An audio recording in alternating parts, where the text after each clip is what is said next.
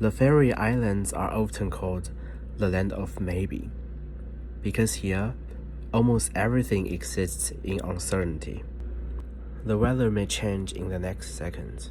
You never quite know what awaits beyond the next turn, the next mountain ridge, the next patch of sea. This was my second time setting foot in the Faroe Islands. And yet, even after having been here before, looking down from the airplane window at the dramatic Faroese landscape still stirred something deep within me. I couldn't help but marvel at God's creation.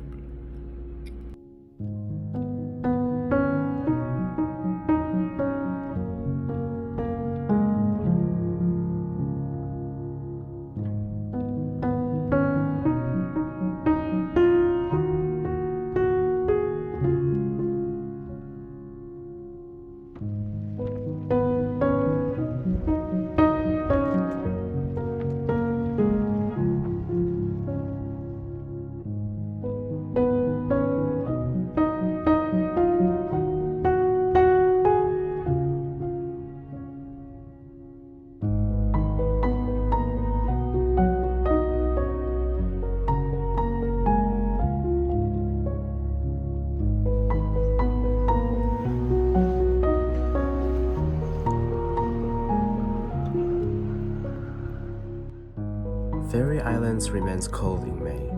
The air cuts through my skin, but the wind carries a strange calmness. I was heading to Suðuroy, the southernmost of the 18 islands, and one that received far fewer visitors. Along the way, we passed two remarkable islands, Stóra-Dímun and Litla-Dímun. Stóra-Dímun is known as the Miracle Islands, inhabited by only a single family. And Litla-Dímun, meanwhile, remains the only one of the 18 main Faroese islands without permanent human residents, an isolated road where only sheep wander beneath the clouds. At 10 o'clock at night, daylight still lingered. I chewed on a piece of bread as I watched the clouds outside the ferry.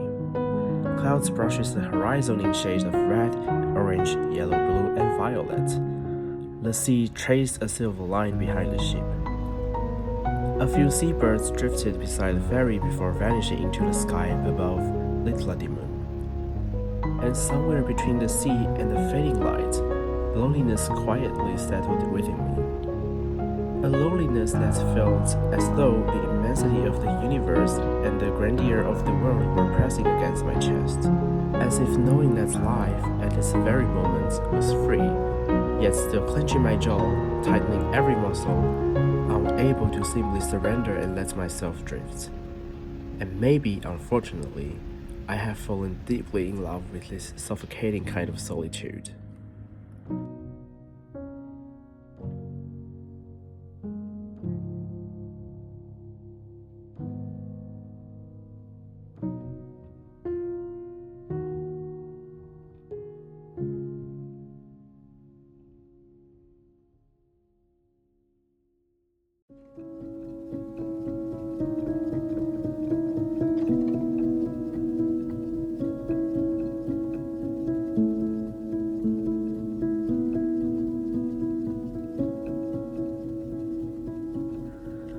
On Sunday morning, the streets of Suðuroy were empty.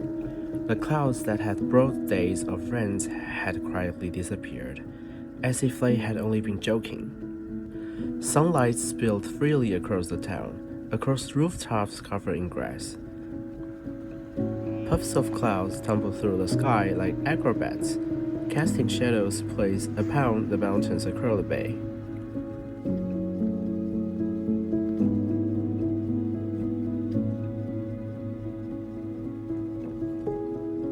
I slowed my pace. The sunlight played hide and seek across my face, appearing and disappearing, warm and cold. Standing on a hillside, looking over this land of maybe, I found myself grateful, fully impulsive version of me who had booked last-minute ferry tickets the night before.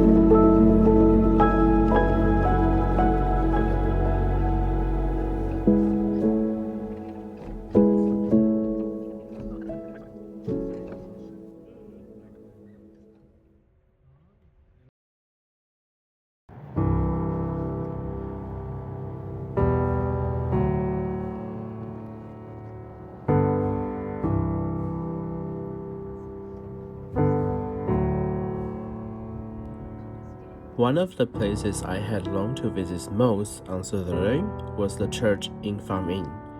Inside rests the first ferry's flag, a quiet reminder of the island's identity.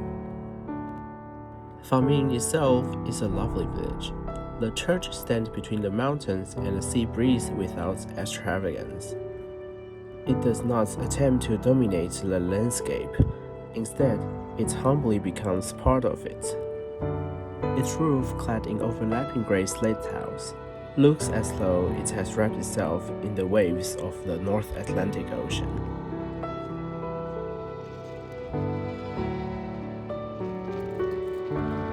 Further north lies Fámjin, one of the Suðuroy's oldest settlements.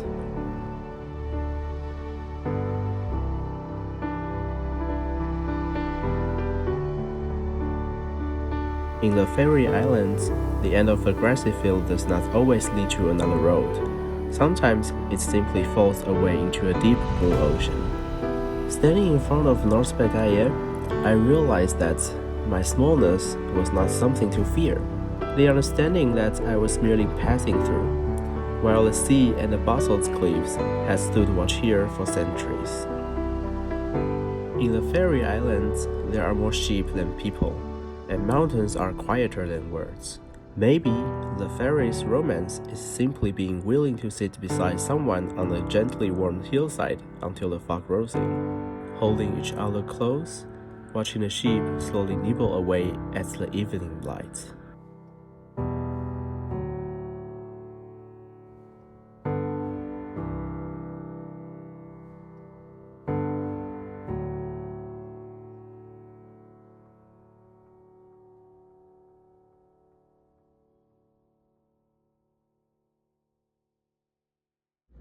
Back in Suðuroy, I still have more than 2 hours before boarding the ferry to return to the capital, so I decided to walk slowly toward the harbor.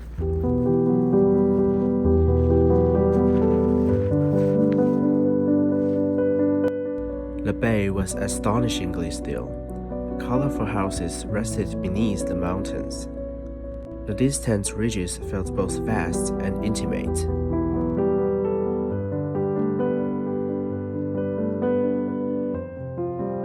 The journey that truly stay with us are really the ones marked clearly on maps. More often, they are found in aimless walks, when maybe itself becomes our guide. If you ask me, will these landscape memories fade with time? I would say maybe. However, some places linger in our hearts, not because of what we saw, but because of any unexpected encounter, the kindness of a stranger, or small moments that quietly change the way we felt.